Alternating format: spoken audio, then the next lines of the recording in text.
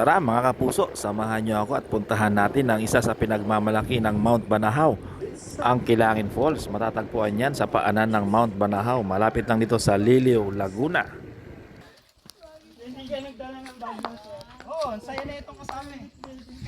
So what's up mga kapuso?